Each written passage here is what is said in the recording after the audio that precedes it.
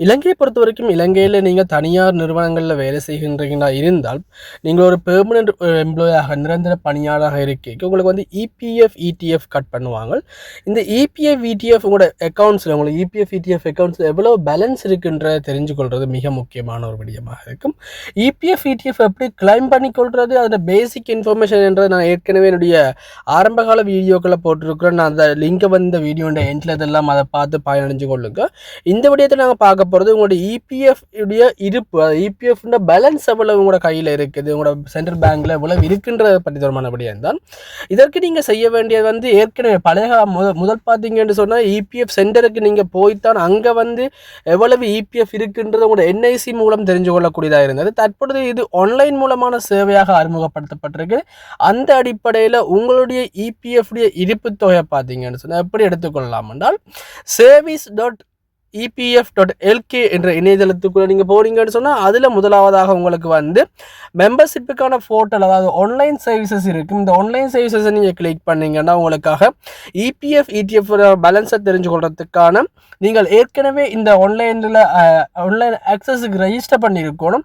அப்படி ரெஜிஸ்டர் பண்ணாதாக்கள் என்ன செய்யணும்ன்றதை நம்ம சொல்கிறோம். ரெஜிஸ்டர் பண்ணியிருந்தீங்கன்னா உங்களோட யூசர் நேம் ப்ளஸ் உங்களுக்கான பாஸ்வேர்ட் இருக்கும். இந்த பாஸ்வேர்டை போட்டு நீங்கள் என்ன செய்வீங்க, இந்த இபிஎஃப் இடிஎஃப்க்குள்ளே போவீங்க.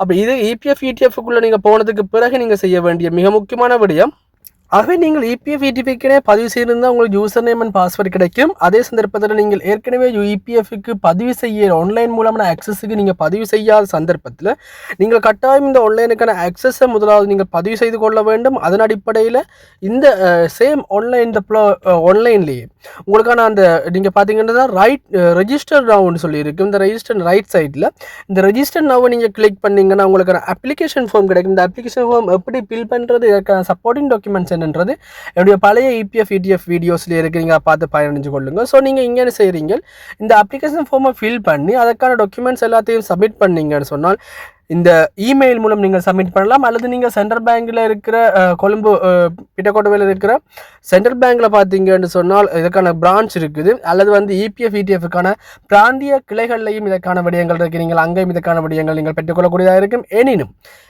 எவ்வாறு இருப்பினும் நீங்கள் இமெயில் மூலமாகவே இதற்கான டாக்குமெண்ட்ஸை நீங்கள் அனுப்பக்கூடியதாக இருக்கும். அதில் பார்த்தீங்கன்னா இபிஎஃப் ஆன்லைன் பேலன்ஸ் @cbsl.lk என்ற வெப்சைட்டுக்கு அனுப்பலாம். இந்த வெப்சைட்டுக்கு நீங்கள் அனுப்புகின்ற போது உங்களுக்கான யூசர் நேம் அண்ட் பாஸ்வேர்டை நீங்கள் பெற்றுக்கொள்ளக்கூடியதாக இருக்கும். அப்போ இந்த யூசர் நேம் பாஸ்வேர்டு உங்களுக்கு எப்போ கிடைக்குதோ இதற்கு பிறகு நீங்கள் உங்களுக்கான பேலன்ஸ் எல்லாத்தையும் வந்து நீங்கள் ஆன்லைன் மூலமாகவே செக் பண்ணக்கொள்ளக்கூடிய மாதிரி அல்லது ஆன்லைன் மூலமாகவே பெற்றுக்கொள்ளக்கூடிய வசதிகள் உங்களுக்கு இங்கே செஞ்சு தரப்படும். அப்போ இதன் ஆன்லைன் மூலமான வசதியை கிடைச்சதுக்கு பிறகு நீங்கள் உங்களுக்கான இபிஎஃப் இருப்பு எவ்வளவு இருக்குது, ஒவ்வொரு மாதம் உங்களோட நிறுவனம் உங்கள்கிட்ட இருந்து கட் பண்ணுற இபிஎஃப் தொகையாக உங்களுடைய வங்கியில் வைப்பு செய்யப்படுகிறது. அந்த தொகைக்கு வட்டி எவ்வளவு கிடைக்கிறது, இந்த தொகை எந்தெந்த நிறுவனங்கள் நீங்கள் என்னென்ன கம்பெனியில் வேலை செஞ்சுருக்கிறீங்களோ அந்த கம்பெனிகளில் வேலை செய்த தொடர்பான விடயங்கள் இவை அனைத்துமே வந்து இந்த இபிஎஃப் பேலன்ஸ் கன்ஃபர்மேஷனில் உங்களுக்கு பெற்றுக்கொள்ளக்கூடியதாக இருக்கும். இபிஎஃப் தொடர்பான பல்வேறுபட்ட விடயங்களை பார்த்தீங்கன்னா தற்பொழுது ஊழியர் சேமலாப நிதியம், அதே மாதிரி வந்தீங்கன்னா ஊழியர் நம்பிக்கை நிதியம், இவை எல்லாமே வந்து சென்ட்ரல் பேங்க் இலங்கை மத்திய வங்கியின் மூலம் தற்பொழுது ஆன்லைன் மூலமான சேவைகள், ஆன்லைன் மூலமான வசதிகளை ஏற்படுத்தி கொடுத்திருக்கிறோம்.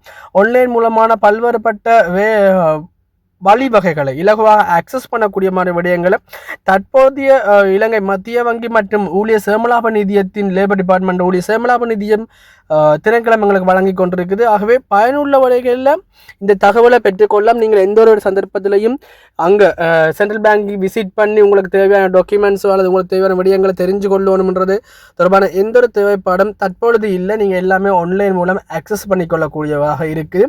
இது தற்போது இருக்க மிக மிக முக்கியமான பயனுள்ள வகையில் அமைந்திருக்கிற ஒரு புதிய விடயம். ஆகவே இந்த தகவல் வந்து உங்களுக்கு நான் நினைக்கிறேன் உங்களுக்கு மிகவும் பயனுள்ள தகவலாக இருக்கும்னு நம்புகிறேன். இது ஒரு பயனுள்ள தகவலாக இருந்தால் நீங்கள் சசிஎஸ்எல் ப்ரோக்கர் வந்து சப்ஸ்கிரைப் பண்ணிக்கொள்ளுங்க. இவ்வாறு பல்வேறுபட்ட பயனுள்ள விடயங்களை தெரிஞ்சு கொள்ளக்கூடியதாக இருக்கும். எனவே இணைந்திருந்த அனைவருக்கும் நன்றி. மீண்டும் ஒரு வீடியோவில் சந்திக்கலாம்.